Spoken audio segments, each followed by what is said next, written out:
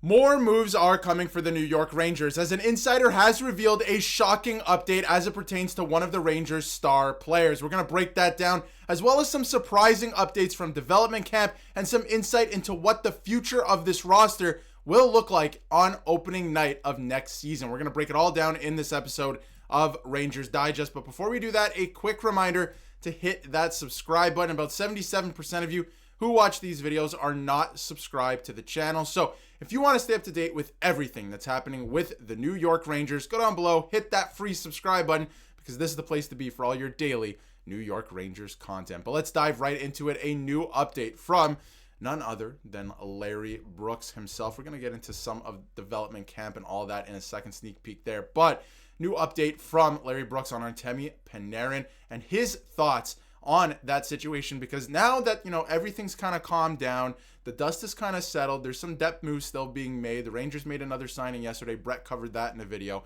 But, the biggest elephant in the room right now is the fact that they have one of the biggest names in terms of unrestricted free agents next season just kind of lingering. Things are just kind of lingering. So, Brooks went on to say, should Panarin take a pay cut? First of all, before we go any further, he's going to probably have to. I mean, listen, he's still a great player, but he's probably going to have to, at least a little bit. But we'll get into it. Should he get a raise? And Brooks says, I don't know, but between 10 and 12 million per on a 3 to 4 year deal seems like a sweet spot.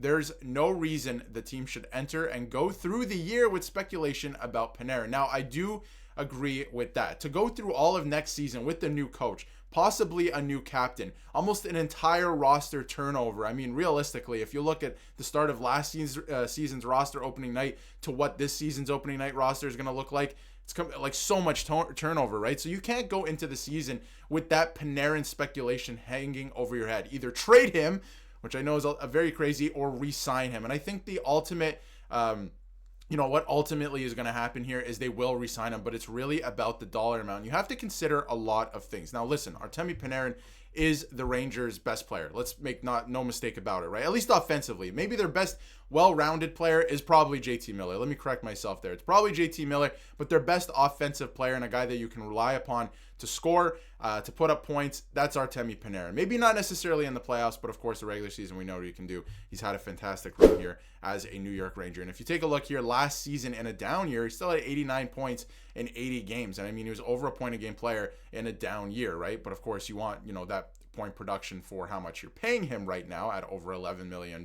But some things to consider, right? He is 30. He's going to be 34, right? So if you sign him to a 4-year contract extension, he's going to be 38. And that's something you have to consider, because some guys, their game translates well as they get older. They change their game a little bit. Panarin, we know what his game's about. I am a little bit worried about the fact that, as he gets older, I wonder if he becomes a little less effective. I still think he's going to be a great scorer, of course, and put up a ton of points, but these are things you have to consider. And speaking of things you have to consider, look at the free agency class next year.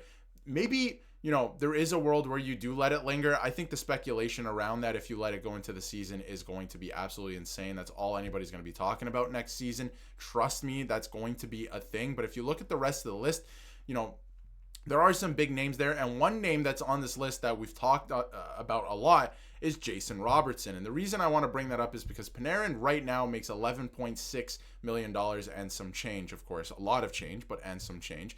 And there's been some interesting reports out of Dallas about Jason Robertson recently that, this is from Jeff Merrick, that he doesn't think the Dallas Stars are going to let Jason Robertson, the Jason Robertson question, linger deep into the summer. They're going to find out pretty quick what the number is. And depending on what the number is, they're either going to trade him or they're going to re-sign him. And he went on to say, I think Dallas will have an idea pretty early in July. I see the Ducks as a destination. I think that's a very interesting thing to just throw out there. And in terms of a number, sounds like from Jeff Merrick as well. Jeff thinks Dallas won't let Jason Robertson, obviously what we just said, linger much past early July.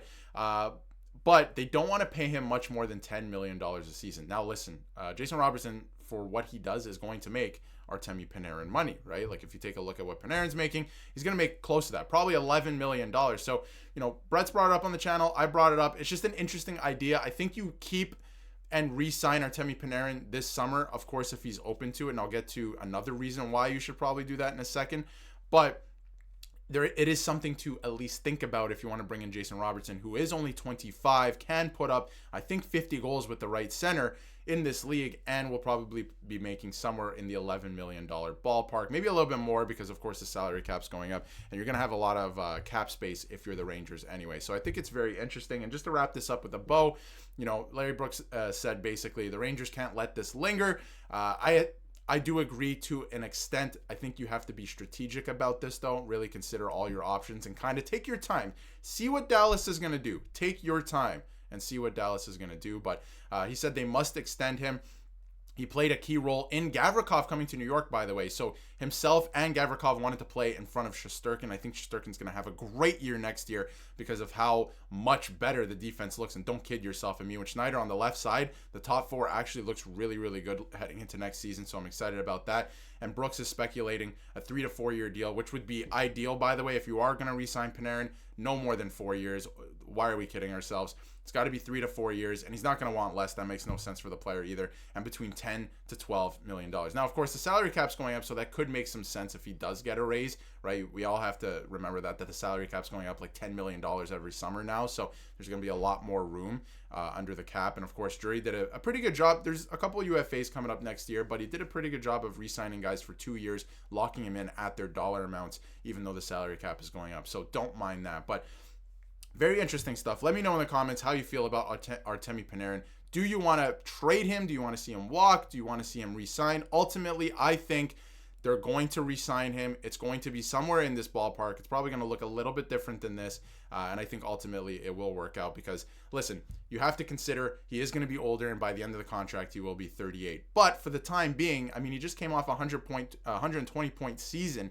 And of course, last year was a down year for everyone. He still had 89 points. So he still has a lot of good hockey, good offensive hockey left in the tank. So ultimately, personally, I think they're going to re-sign him. But listen, you got to look at everything around the league and consider everything. That's all I'm saying. Now, quick update from development camp, because that's happening right now. I wanted to give you guys a quick update on that. A lot going on with that, actually. And Gabe Perreault was actually skating with Patrick Kane earlier this summer, and he said he was my favorite player growing up. I'm just trying to look at him and take everything I can. I thought that was pretty cool. Obviously, the former Ranger for less than half a season, Patrick Kane, but he's skating with Patrick Kane. And I mean, if you're Gabe Perreault and you're just entering the league, of course, a handful of games under your belt, skating with a guy like Patrick Kane is not a bad thing, not a bad guy to learn from the little intricacies of the game. So that's pretty cool. And then, of course, Vince Mercogliano on the scene to obviously break down everything that's happening with development camp and a couple quotes. And I wanted to get into a couple quotes from Gabe Perreault and Chris Drury. And Gabe Perreault went on to say that I'm going in with the mentality that I'm going to make the team.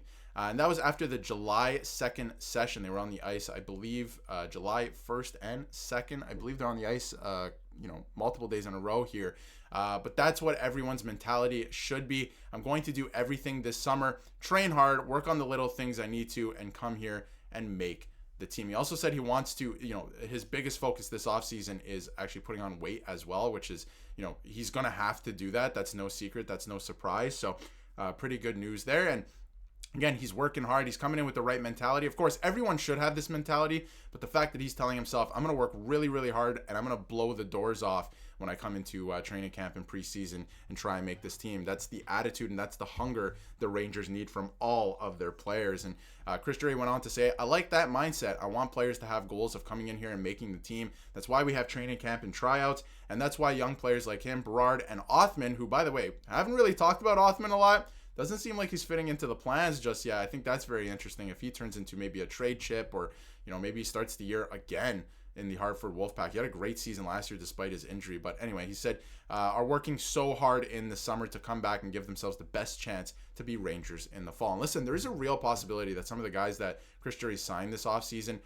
get outplayed by some of the young guys, and then the young guys make the team. It's a real possibility. And the reason I really like that, Chris Drury is creating this healthy competition heading into training camp. These guys have to have the hunger. The spots are not solidified. Most of the spots are not handed to you. You're going to have to come in and you're going to have to earn it. If you're a young guy like Gabe Perreault, or if you're a young guy still like Brendan Othman, you have to come in and earn that spot. And I really like that because, again, it's going to create some healthy competition. So lots going on with development camp. Should be a really good one. And happy 4th of July, everyone. Hope you all are enjoying your long weekend. But let me know in the comments how you feel about Artemi Panarin, and of course Gabe Perreault and a couple other guys from development camp, because a couple guys look really good, but of course all eyes are on Gabe Perreault to see if he can make the team. And what's happening with a couple other players as well. Matthew Robertson looks like he's on the way up. Brennan Othman had a pretty good showing last year. What's the plan for him? We'll keep you updated for everything here on the channel. Let me know how you feel in the comments, and if you haven't yet, hit that subscribe button so you can stay up to date with everything New York Rangers.